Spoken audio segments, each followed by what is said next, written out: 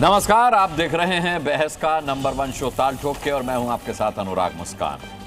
देश में एक बार फिर राम मंदिर को लेकर विवाद खड़ा करने की कोशिश हो रही है। पता है आपको, कोशिश फिर से बाबरी के सेंटिमेंट को उभारने की भी हो रही है।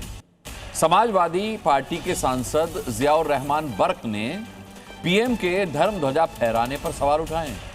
कांग्रेस के इमरान मसूद ने अयोध्या के सपा सांसद को न बुलाने पर सवाल उठा दिए। बीजेपी और टीएमसी के बीच बाबरी मस्जिद को लेकर विवाद और बढ़ गया है। ऐसे में बहस जरूरी है। क्यों? क्योंकि अयोध्या में धर्म ध्वजा को लेकर राजनीति शुरू हो गई है। कांग्रेस और समाजवादी पार्टी के खेमे से सवाल उठ रहे हैं। पश्चिम बंगाल में बाबरी मस्जिद के औचित्य पर सवाल उठ रहे हैं। इसके बाद जो सवाल बनते हैं उन्हें समझना जरूरी है। क्या अयोध्या को वापस मिला है उसका गौरव, जो कुछ लोगों को अखर नहीं रहा है? जिस दिन धर्म ध्वजा फहराई जाती है उसी दिन बाबरी के बैनर, आखिर क्यों?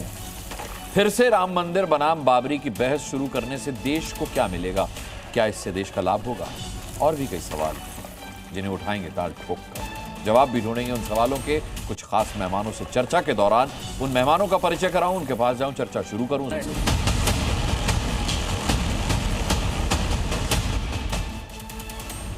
चलिए अपने मेहमानों से आपका परिचय करा देता हूं और फटाफट चर्चा शुरू करते हैं। भारतीय जनता पार्टी के प्रवक्ता के शर्मा हमारे साथ हैं। इसके अलावा समाजवादी पार्टी से प्रवक्ता अनुराग भदौरिया हमारे साथ जुड़ चुके हैं। आदिल हसन एमआईएम के प्रवक्ता हमारे साथ आज डिबेट का हिस्सा होंगे। हमारे साथ राजनीतिक विश्लेषक के तौर पर ओम जी उपाध्याय होंगे। इसके अलावा राजनीतिक विश्लेषक सैयद जव्वाद यहाँ स्टूडियो में मेरे साथ मौजूद हैं। हमारे साथ आज डिबेट में वरिष्ठ पत्रकार अनंत विजय भी रहेंगे।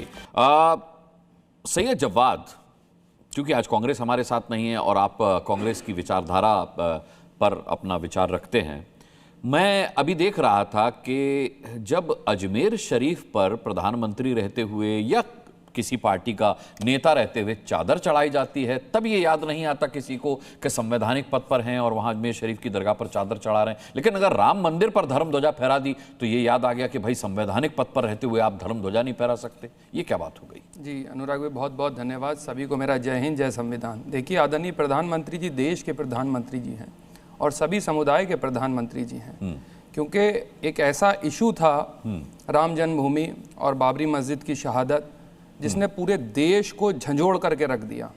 और सियासत की बुनियाद पे अगर इस चीज को देखा जाएगा तो हमेशा इस चीज को भी संविधान की कसौटी पर हर उस एक नेता को देखा जाएगा, परखा जाएगा, कसा जाएगा कि वो कितना धर्मनिरपेक्ष है। बहुत जिम्मेदारी से एक बात और कहना चाह रहा हूं कि इसी देश के अंदर सुप्रीम डिसीजन तो सुप्रीम कोर्ट ने दिया ना। सुप्रीम कोर्ट ने 5 एकड़ जमीन भी दी थी मस्जिद के लिए। वो कार्य कहां तक पहुंचा? आदरणीय प्रधानमंत्री जी को और तमाम भारतीय जनता पार्टी के लोगों को, सरकार में बैठे लोगों को ये भी तो बताना चाहिए था। उस डिसीजन के साथ भी एक डिसीजन और था, वो कहां चला गया?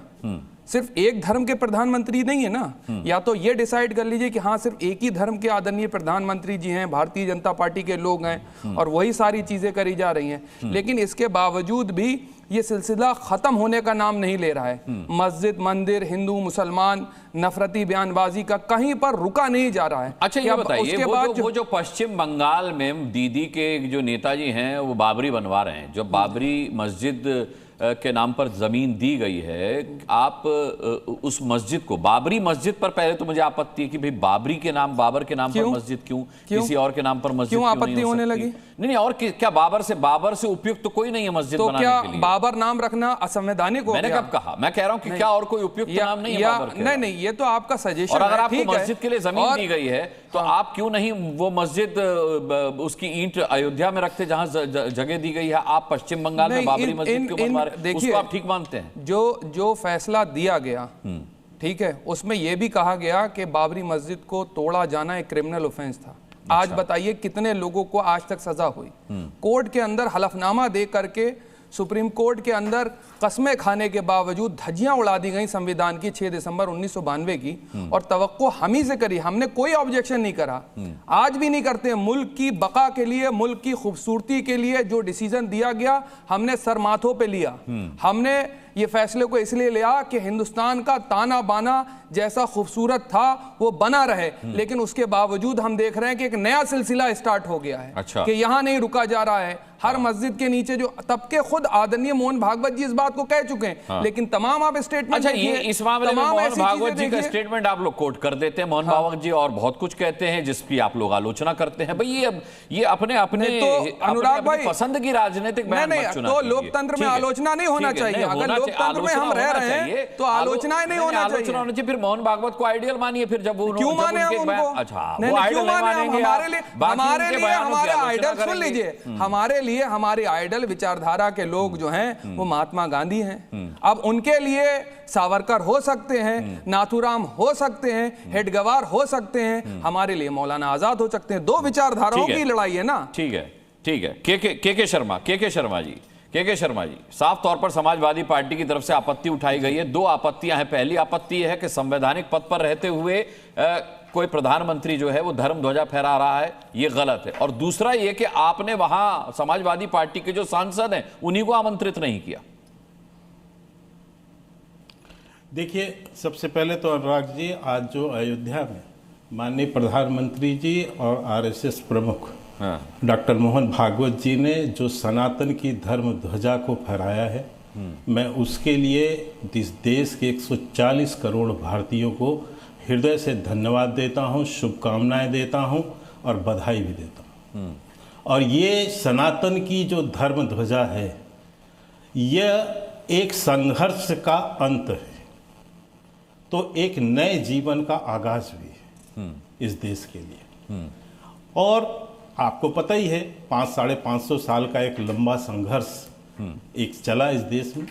करोड़ों लाखों लोगों ने अपने बलिदान दिए, चाहे फिर आरएसएस हो, राष्ट्रीय स्वयंसेवक संघ हो, विश्व हिंदू परिषद हो या भारतीय जनता पार्टी हो, जो पिछले कई वर्षों से इस काम को हाथ में लिया, आज उसकी पूर्णता हुई है। और मैं समझता हूँ आज पूरा विश्व जो है आज गदगद है, प्रसन्न है, प्रसन्नचित है।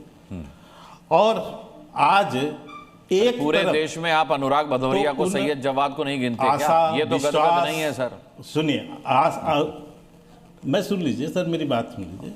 आशा, विश्वास और उस संकल्प को सिद्धि तक पहुंचाया गया है, तो दूसरी तरफ ये उन लोगों के मुंह में करारा तमाचा है जिन लोग आज 20 बाई 20 के कमरे पे बैठ के और टीवी में ये देख रहे थे दृश्य, जो भगवान राम को काल्पनिक कहते थे, जो निहत्थे कार सेवकों पर गोलियां चला रहे थे, जो इस मंदिर के निर्माण को रोकने के लिए एड़ी चोटी का जोर लगा रहे थे, आज उनके मुंह पे काली की नहीं पुती है, उनके मुंह में तमाचा भी लगा है। और आज पूरा विश्व देख रहा है कि भारत में, अयोध्या में भगवान राम का, रामलला का मंदिर अपनी पूर्णता को प्राप्त कर रहा है। प्राप्त ही नहीं किया बल्कि धर्म ध्वजा फहराया। और भारत का पुनर्जागरण का ये काल, ये आने वाले इतिहास को स्वर्ण अक्षरों से लिखा जाए। ठीक है, अनुराग भदौरिया, यही हमारे देश को विकसित भारत बनाने के लक्ष्य में बहुत बड़ी इसकी भूमिका होने जा रही है। ठीक है, इसको समझने की जरूरत है। ठीक है, चलिए। अब रही बात की, ये जो समाजवादी पार्टी के लोग हैं, ये क्या कहेंगे? मंदिर जाने में किसी को नहीं रोका है, वो जाए ना सांसद। पिछले 1.5 महीने, 1.5 साल से 2 साल से अखिलेश यादव रट लगाए थे कि साहब हम इनके निमंत्रण पे नहीं जाएंगे, हम तो अपने चले जाएंगे, हमको कौन वहां पर वो कर रहा है। तो भाई क्या चले गए होते?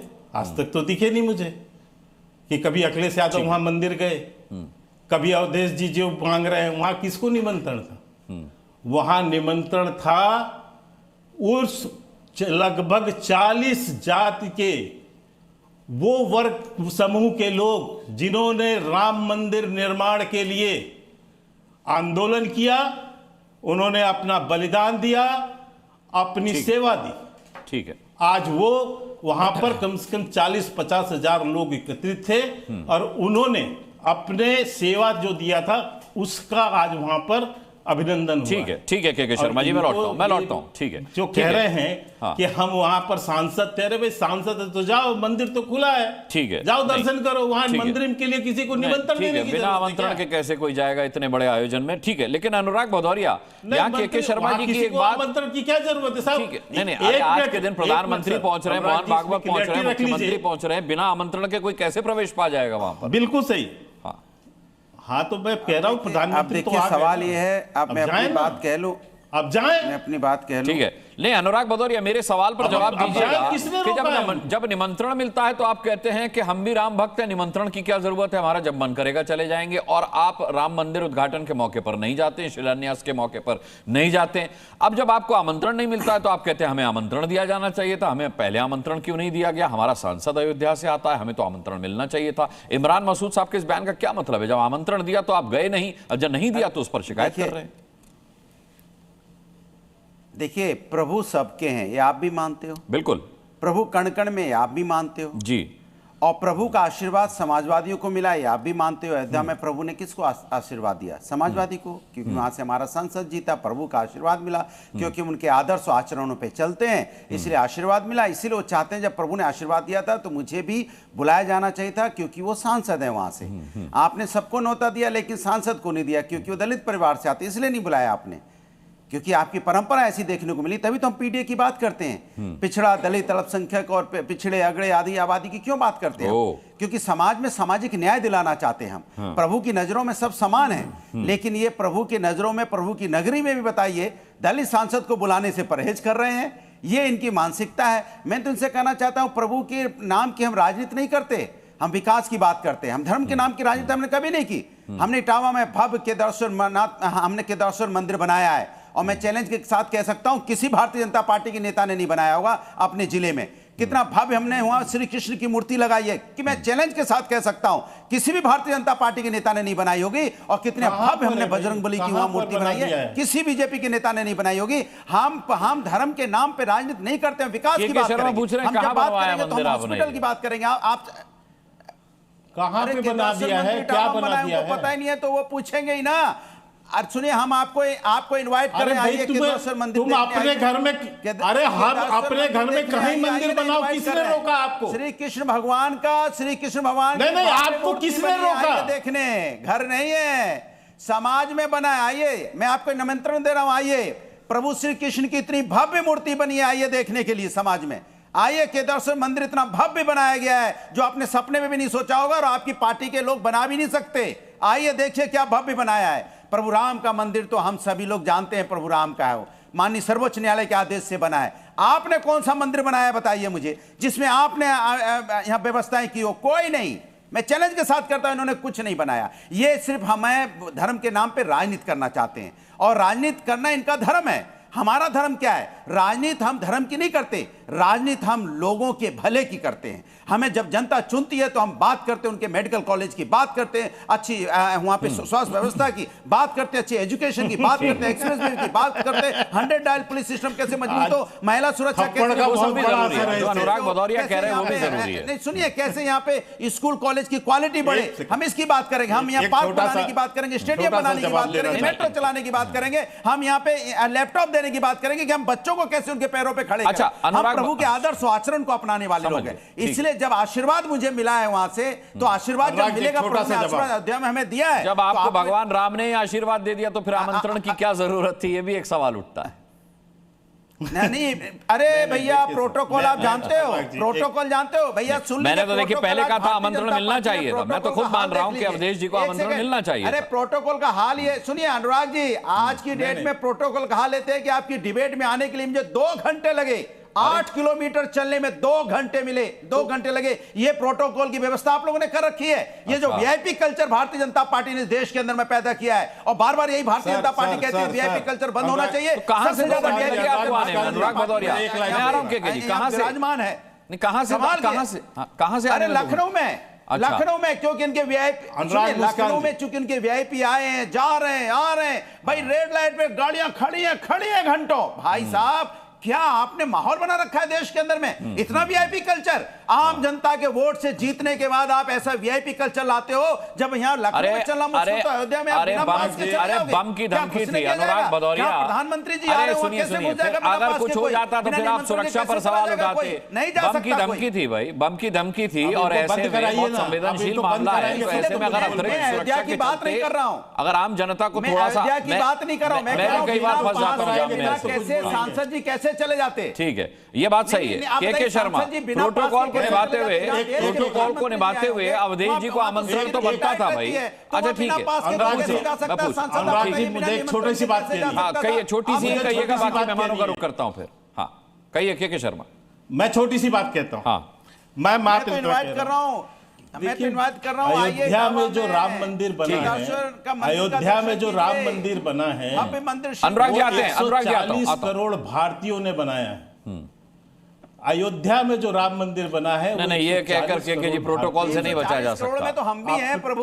सुनिए, अरे साहब आप अनुराग जी इधर मेरी बात पूरी होने दीजिए ना। अच्छा अब इसको बंद करो ना, इसको अनुराग जी आ रहा हूं, आपकी बात सुन ली गई, आपकी बात सुन ली गई। ये बीच में चिल्ला रहा है पागलों की। अरे नहीं अब के शर्मा जी, बड़ी अच्छी डिबेट चल रही है भाई, ऐसे नहीं तू तड़ाक नहीं। अब मुझे आप बीच में आप बुलवाते हैं, फिर भी तू तड़ाक मत कीजिए ना। मैं ये कह रहा हूं, ये 140 करोड़ राम भक्तों के द्वारा बनाया हुआ मंदिर है। हाँ। और यहां किसी के निमंत्रण की जरूरत नहीं है, कोई भी जा सकता है। लेकिन मुझे लगा कि आज करारा तमाचा इस समाजवादी के लोगों को जरूर लगा है। इसलिए लगा है कि ये वही लोग हैं जो मुलायम सिंह ने मुसलमानों के वोट बैंक के लिए निहत्थे कारसेवकों पर गोलियां चलाई के और शर्मा उन्हें जी, मारा। तो आप सिर्फ मुसलमानों की बात कर रहे हैं, वो तो दलित भी ले आए। मंदिर निर्माण को रोकने के लिए नहीं वो तो एड़ी चोटी का जोर लगा दिया। अरे नहीं आप पुराने इतिहास की बात बावजूद अभी नया सवाल, अनुराग भदौरिया का नया सवाल, पूर्णता हुई है। अवधेश जी को दलित होने की वजह से आमंत्रित नहीं किया गया। अवधेश जी को समाजवादी पार्टी के सांसद को दलित होने की वजह से आमंत्रित नहीं किया गया, ये कहा गया अनुराग भदौरिया ने, ये आरोप लगाया अनुराग भदौरिया ने। भाई इस पर जवाब दीजिए कि अवधेश जी को दलित होने की वजह से आमंत्रित नहीं किया गया। नहीं ये विषय नहीं है। उन्होंने पहले, इसके पहले की घटना है, उनको राम नामी चादर उड़ा रहे थे, उसने झटक दिया। हाँ इसी अखिलेश आपने भाई लोकल सांसद हैं, प्रभु के आशीर्वाद से जीते हैं, आपने उनको नहीं बुलाया। क्यों नहीं बुलाया भाई? हो रहा था तब उसके निमंत्रण को हो रहे थे, छोड़िए, आपने क्यों नहीं बुलाया? मेरा सवाल सीधा सा है, इसका जवाब नहीं दे पा रहे हैं आप। और दूसरी बात, वहां पे देश के संविधान को बचाने के लिए, देश का संविधान और न्यायपालिका से देश चलता है। अवधेश जी के आमंत्रण पर नहीं है ये डिबेट, मुद्दा उठाया गया है। आदिल हसन का रुख करता हूँ। ठीक है रुक जाइए, ठीक है भाई, वो आदिल हसन गाड़ी में है, उनका नेटवर्क डिस्टर्ब हो रहा है बार बार, उनके पास जाना होगा। के राम मंदिर ट्रस्ट के प्रमुख हैं निपेंद्र मिश्रा जी, बोल चुके हैं कि आदरणीय नेताजी ने गोली चलाने का ऑर्डर नहीं दिया। अच्छा ठीक है आदिल हसन ये बताइए। अच्छा के शर्मा जी आ रहा हूं। आदिल हसन ये बताइए कि अगर संवैधानिक पद पर रहते हुए धर्म ध्वजा फहराया जाना गलत है, आदिल जी आवाज आ रही है आपको? ठीक है, अगर संवैधानिक पद पर रहते हुए धर्म ध्वजा फहराया जाना गलत है, तो क्या संवैधानिक पद पर रहते हुए अजमेर शरीफ की दरगाह पर चादर चढ़ाया जाना भी गलत होगा? क्या इसको भी गलत मानते हैं? 2013 का जिक्र कर रहा हूं, जब तत्कालीन प्रधानमंत्री मनमोहन सिंह ने अजमेर शरीफ की दरगाह पर चादर भिजवाई थी। मनमोहन सिंह साहब के अलावा अटल बिहारी वाजपेयी जी भी भिजवाए। जब जिन्ना के मजार पे अडवाणी जा सकते हैं, नवाज शरीफ के घर में मोदी जा सकते हैं, बिरयानी वहां खा कर आए हैं, अपने शपथ में नवाज शरीफ को बुला सकते हैं, और उसके बाद अमित शाह जी के बेटा जय शाह पाकिस्तान। तो मतलब संवैधानिक पद पर रहते हुए धर्म ध्वजा फहराया जाना भी गलत नहीं है ना आदिल भाई? सर सुनिए अनुराग भाई, नरेंद्र मोदी जी को बोलिए, वो देश के प्रधानमंत्री हैं, बिहार ने उनको इतनी बड़ी मैंडेट दी है, उनको बोलिए कि सीमांचल में बाढ़ की तबाही को रोक ले। उनको बोलिए ये भी काम है, ये भी मंदिर और मस्जिद का जो मामला है, उसके अलावा भी देश। अरे रोज थोड़े धर्म ध्वजा फहराते हैं वो। आज का आयोजन पूर्व प्रस्तावित था भाई। सर सुनिए, एक आदमी, एक लोकल एमपी का प्रोटोकॉल है, मानते हैं आप वहां हारे हैं, दलित कम्युनिटी से एक एमपी आता है, उसको आप बुला लेते तो क्या हो जाता? आप इतने लोग को बुलाते, एक दलित एमपी को एक सम्मान दे देते तो क्या हो जाता? प्रधानमंत्री जी सिर्फ अपने फोटो फ्रेम में क्यों रहना चाहते? एक दलित एमपी को भी बुला लेते तो अच्छा लगता। भाई जो रामनामी उड़ना नहीं चाहता राम मंदिर के नाम पर, जिसकी पार्टी के मुखिया आमंत्रण देने के बावजूद राम मंदिर आते नहीं है। अरे पार्टी का, मुस्कान साहब, पार्टी का मुखिया क्या बोला उस पर तो मैं नहीं बोल रहा हूँ। एक लोकल एमपी का प्रोटोकॉल होता है, जहाँ प्रधानमंत्री आते हैं, जिस स्टेट का चीफ मिनिस्टर रहता है। प्रोटोकॉल किस बात पे होता है? राजनीतिक कार्यक्रम पे होगा ना? ये कोई राजनीतिक कार्यक्रम है क्या? शर्मा चुप हो जाओ, ये राजनीतिक कार्यक्रम है क्या? बकवास कर जाइए। मैं खुद के शर्मा निवेदन कर रहा हूँ, वही निवेदन आपसे करना पड़ेगा। के शर्मा चुप हो जाओ। मेरा नाम आदिल है। ये बकवास क्या कर रहे हो यहाँ पे बैठ के आलतू फालतू का? तुम क्या बकवास वहाँ कर रहे हो? उनका तुम प्रोटोकॉल है, उनका प्रोटोकॉल है। किसको सुना रहे हैं अरे प्रोटोकॉल? चुप रहो के शर्मा, किसको प्रोटोकॉल समझा रहे हो? मत करो, चुप रहो। तुम प्रोटोकॉल समझाओगे? व्यक्तिगत नहीं होना है, व्यक्तिगत नहीं होना है, व्यक्तिगत नहीं नहीं, ये औकात नहीं, औकात नहीं, अरे अच्छा नहीं, अच्छा चलिए, अनंत विजय को लाता हूं। मुझे पता था कि ये सब होगा भाई, ये असभ्य भाषण है। आदिल भाई आप भी यार, आदिल भाई आप तो कम से कम, आपसे मुझे उम्मीद नहीं थी कि आप तू तड़ाक पर उतर आएंगे। आदिल भाई अगर आपको बिना असभ्य हुए रिएक्शन देना है तो दीजिए। हाँ नहीं, इन्होंने आपके साथ शुरुआत नहीं की। नहीं क्यों बोला? क्यों के शर्मा बीच में बोला जब मैं बोल रहा था? तो अब ये देखिए बोला नहीं बोला, और ये सब भाषा नहीं भाई। नहीं अनुराग जी मुझे बताइए किस चीज का प्रोटोकॉल है वहां पर? भाई आपने प्रोटोकॉल की बात की तो उन्होंने केवल काउंटर दिया था कि वो राजनीतिक कार्यक्रम नहीं था, प्रोटोकॉल राजनीतिक कार्यक्रम में देखा जाता है, ये कहा उन्होंने। हाँ सुनिए मुस्कान साहब, उसमें सरकारी पैसा करोड़ों रुपया खर्च हुआ है। भाजपा कोई आयोजित नहीं किया और पैसा खर्च किया है। इसमें प्रधानमंत्री के प्रोटोकॉल में करोड़ों रुपया खर्च, भाजपा अपने जेब से पैसा नहीं दी है। भाजपा अपने जेब से पैसा नहीं दी है। ये समझाने चला कि प्रधानमंत्री का प्रोटोकॉल, ये समझा रहे हैं प्रधानमंत्री का प्रोटोकॉल। ठीक है, समझाएगा? अरे क्या दो ये सांसद नहीं तुम्हारा प्रोटोकॉल समझा रहे हो? अच्छा ठीक है, मैं आदिल भाई आपके पास भी आता हूं। अनंत विजय अब देखिए यहां बहुत सारी खबरें एक दूसरे से जुड़ी हुई हैं। धर्म ध्वजा फहराना गलत है, वो एक अलग खबर है। सांसद को नहीं बुलाया, वो एक अलग खबर है। और अब अनुराग भदौरिया ने इसमें एक नया एंगल जोड़ दिया है कि दलित हैं अवधेश जी, उनके सांसद इसलिए नहीं बुलाया गया, वरना जरूर बुलाया जाता। प्रोटोकॉल की दुहाई दी जा रही है, जिस पर सफाई दी जा रही है कि धार्मिक कार्यक्रम था, राजनीतिक कार्यक्रम नहीं था। और एक सवाल जो सबसे बड़ा है, बाबरी मस्जिद के पोस्टर लगे हैं पश्चिम बंगाल में। आज ही के दिन जब प्रधानमंत्री धर्म ध्वजा फहरा रहे हैं अयोध्या में, तो पश्चिम बंगाल में बाबरी मस्जिद के पोस्टर लगाए जा रहे हैं। क्या कहेंगे आप इस पर? अनुराग जी देखिए, आपने 3-4 प्रश्न पूछे हैं, तो मुझे लगता है कि मुझे थोड़ा सा समय दे दीजिएगा, 1-1.5 मिनट का। मैं सिर्फ ये कहना चाहता हूं, जितनी तरह का भ्रम यहाँ फैलाया गया, पहली बात ये कि प्रोटोकॉल की बात की जा रही है और सांसद को नहीं बुलाने की बात की है। ये कार्यक्रम पूरी तरह श्री राम तीर्थ क्षेत्र का कार्यक्रम है और उनका आयोजन है, सारे खर्चे श्री राम। अरे अनंत जी, प्रधानमंत्री नरेंद्र मोदी प्रधानमंत्री की कैपेसिटी में पहुंचे ना, वहां पर राम भक्त की कैपेसिटी में तो नहीं पहुंचे ना। सर मेरी बात तो पूरी, राम भक्त है वो एक अलग बात है। हाँ जी बोलिए। मैं ये कह रहा हूं, ये निजी कार्यक्रम था, और क्या देश के प्रधानमंत्री निजी कार्यक्रम में नहीं जा सकते हैं क्या? ये विशुद्ध रूप से श्री राम तीर्थ क्षेत्र का कार्यक्रम था और प्रधानमंत्री उसमें प्रधानमंत्री की हैसियत से ही जाएंगे, क्योंकि जो पद पे रहेगा उसी हैसियत से जाएगा। लेकिन अभी एक सज्जन कह रहे थे खर्चा इतना हुआ सरकारी, इसलिए मैंने कहा कि ये श्री राम तीर्थ क्षेत्र का पैसा लगा है उसमें। और वह रही बात दूसरी दलित की, तो इनको पता होना चाहिए कि आज जो ऑडियंस में लोग बैठे थे अनुराग जी, वो वंचित समाज के ही सारे लोग मैक्सिमम उसमें बैठे थे और उनको ही आमंत्रित किया गया था। इसलिए ये दलित वाला एंगल जो इनका है ये भी नहीं चलेगा। तीसरी बात, जवाब साहब ने बड़ी अच्छी बात कही कि गांधी की विचारधारा और उसकी लड़ाई है। भैया हम पूरा देश गांधी की विचारधारा को मानता है। आपको पता होना चाहिए कि राष्ट्रीय स्वयंसेवक संघ के प्रार्थना में भी गांधी जी की प्रार्थना गाई जाती है। आपको पता नहीं है तो कृपया पता कर लीजिए। ये वही गांधी की बात कर रहे हैं ना, जिन्होंने राम राज्य की परिकल्पना की थी और उन्होंने कहा था इस देश में राम राज्य होना चाहिए। तो अगर राम राज्य की ओर देश बढ़ रहा है तो गांधी की विचारधारा को ही लेकर आगे बढ़ रहा है। इसलिए इसको इस तरह ट्रिविलाइज मत करिए कि ये घेरवार की और गोडसे की और ये बात है। तीसरी चौथी बात जो आपने कही बाबरी मस्जिद की, तो बाबरी मस्जिद का जो काटा है इनके, अभी भाई साहब कह रहे थे बाबरी क्या गैर संवैधानिक हो गया। अरे भाई, एक आक्रांता के नाम पर आप मस्जिद बना के मुसलमानों के बारे में क्या संदेश देना चाहते हैं? एक ऐसा आक्रांता जिसने हिंदुओं का नरसंहार किया, जिसने हिंदुओं पर टैक्स लगाए, जिसने हिंदुओं की महिलाओं के साथ क्या जाने क्या क्या उनकी सेना ने किया, उसको आप महिमा मंडित करके उसके नाम पर आप मस्जिद बनाना चाहते हैं। शर्म आनी चाहिए। मुझे तो लगता है कि मुसलमान कौम के जो पढ़े लिखे लोग हैं उनको बल्कि बाबरी मस्जिद का विरोध करना चाहिए। क्या आप बाबर के साथ अपने आप को आइडेंटिफाई करते हुए संविधान के साथ आइडेंटिफाई करेंगे? मुझे लगता है कि ये एक आजाद देश के लिए शर्मनाक बात है। अभी सैयद जवाब पूछ रहे थे कि बाबर से दिक्कत क्या है। अनंत विजय अभी पूछ रहे थे वो कि बाबर से दिक्कत क्या है, जब मैंने उनसे पूछा था कि बाबर से बेहतर विकल्प नहीं मिला क्या आपको? अब जो आप बता रहे हो मैं बताता तो शायद ये नाराज हो जाते। मैं एक रिस्पॉन्ड कर, मैं यही कह रहा हूं, बाबर से यही दिक्कत है। मुझे तो लगता है मेरे प्रिय मित्र अनुराग भदौरिया जी को भी दिक्कत होगी बाबर के नाम से, क्योंकि बाबर को उनकी पार्टी भी आतताई मानती है। मुझे ऐसा लगता है जरूर मानती होगी, उनकी पार्टी भी बाबर को आतताई मानती है, हिंदुओं का नरसंहार करने वाला मानती है।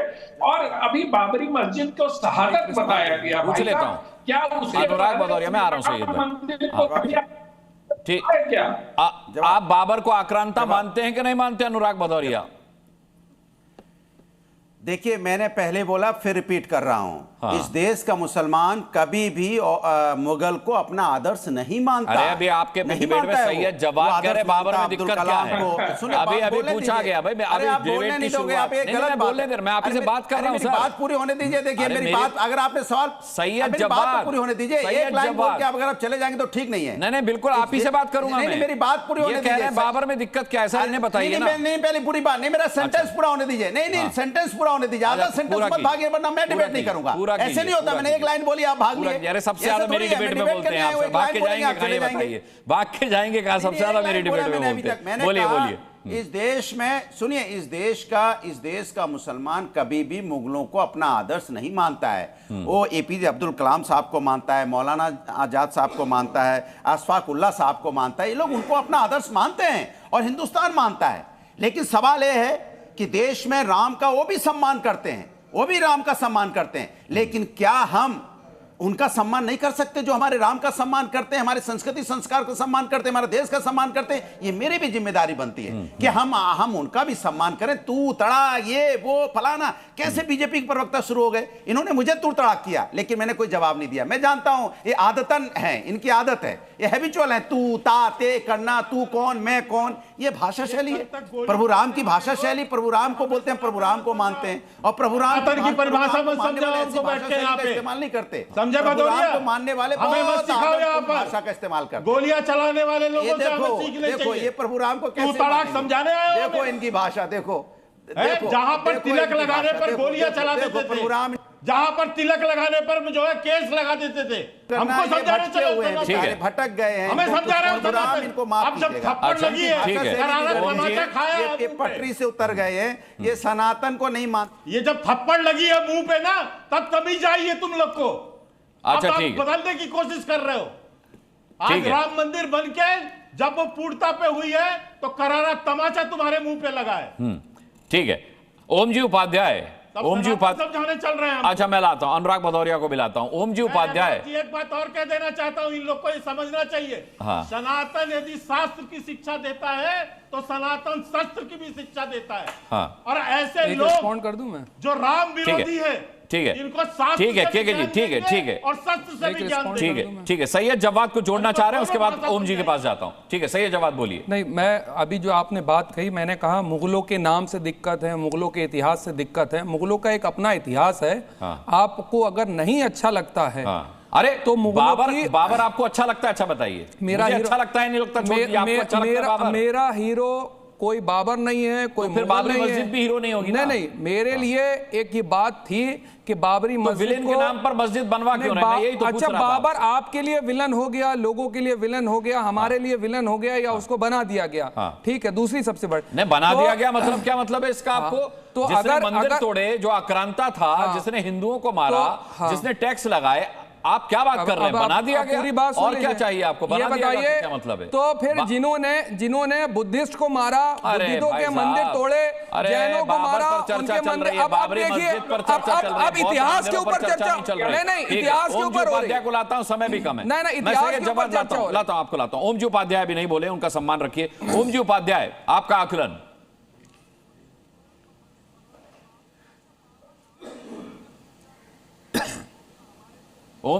ओम जी, आपको मेरी आवाज मिल रही है?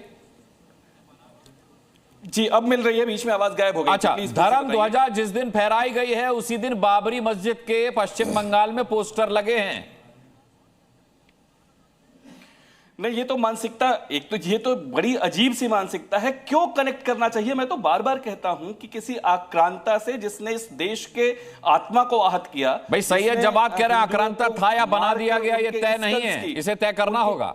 ओम जी नहीं, अब ये जब्बाद ने पता नहीं कौन सी किताब पढ़ी है, मेरा बड़ा प्रिय भाई है, पता नहीं कौन सी किताब उसने पढ़ी है, मैं सही किताबें दे दूंगा। जब्बाद पढ़ लो, वो आक्रांता ही था, यहाँ के लोगों को मारकर उनके स्कल्स का ढेर बनाया, हमारे धर्म और हमारे आस्था के केंद्रों पर प्रहार किया, मंदिरों को तोड़ा, इस देश को बाबर को लाया कौन हिंदुस्तान में? सवाल तो ये है के नाम पर अगर बाबर को लाया कौन हिंदुस्तान में? खुद थोड़ी ना आ गया, उसको तो बुलाया गया, लाया गया। ये तो डिबेट का और इतिहास का चर्चा का मुद्दा। इस पे हम इस साल के शुरुआत में खूब अच्छे से डिबेट कर चुके हैं और वो सारे नैरेटिव बहुत ठीक से ध्वस्त कर चुके हैं। आज समय नहीं है उस पे जाने का।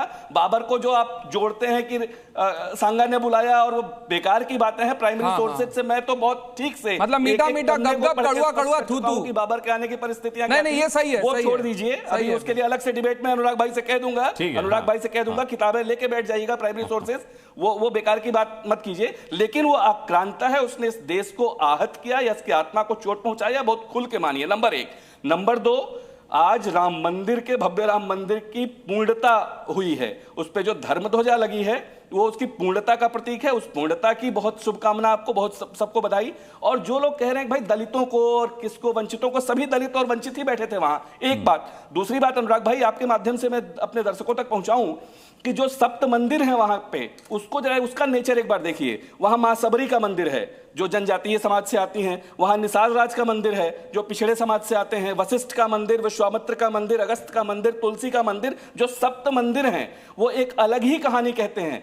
जो नैरेटिव ये गढ़ने की कोशिश हो रही है, ये बिल्कुल बकवास और बेकार की बातें हैं। इनको जरा ठीक तरीके से आप जब समझेंगे ना और थोड़ा सा मन बड़ा करेंगे, थोड़ा मन बड़ा कीजिए, तो थोड़ा सही आपको चित्र दिखाई देगा। मन से ज्यादा दिमाग बड़ा करना होगा। इस भव्य राम मंदिर के 492 वर्षों के हिंदू समाज के संघर्ष को आज पूर्णता मिली है। हजारों लाखों ने जो अपनी आत्माहुति दी, आत्म बलिदान दिया, अपने प्राणों को न्यौछावर किया, जो लाठी गोली खाएंगे, मंदिर वही बनाएंगे, आज उसकी पूर्णता का दिन है। आज उसने डिसीजन में सुप्रीम कोर्ट ने ये नहीं कहा। ओम जी, अब राजनीतिक रूप से आप कुछ भी बना दीजिए, गढ़ दीजिए, लेकिन सुप्रीम कोर्ट ने अपने डिसीजन में ये नहीं कहा। प्रधानमंत्री अजमेर शरीफ की दरगाह पर चादर चढ़ाता है तो ये उसका निजी मामला माना जाता है, लेकिन जब मौजूदा प्रधानमंत्री धर्म ध्वजा फहराता है तो उसे राजनीतिक आयोजन कहा जाता है। सवाल यह है कि अगर आप कोई नैरेटिव गढ़ रहे हैं तो तथ्यों को मत नकारिए। आप ये समझिए कि जनता सब समझती है, जनता मूर्ख नहीं है, और आप अपना विचार अगर जनता में संचारित कर सकते हैं तो कीजिए, आपको उसका परिणाम भी मिलेगा। लेकिन अगर आप गलत बात कहेंगे और जनता समझ गई कि ये गलत है तो फिर आप उसी तरह खारिज रहेंगे राजनीति में जिस तरीके से इस वक्त हैं। तो थोड़ा सा सोच समझकर और राजनीतिक दांव पेच जब आप चलते हैं तो तथ्यों को ध्यान में रखते हुए अगर वो खेले जाएं दांव पेच शतरंज के तो अच्छा लगेगा, वो एक स्वस्थ राजनीति भी कहलाएगी। इसी उम्मीद के साथ तमाम अपने पैनलिस्ट को बहुत बहुत धन्यवाद कहना चाहूंगा आज की डिबेट में शामिल होने के लिए। साथ ही आप दर्शकों का भी बहुत बहुत धन्यवाद ताल ठोक के देखने के लिए। कल शाम 5 बजे फिर किसी मुद्दे के साथ ठोकेंगे ताल, पूछेंगे सवाल। तब तक के लिए अपना बहुत बहुत ध्यान रखिएगा और सुरक्षित रहिएगा। मुझे अभी के लिए इजाजत दीजिए। नमस्कार।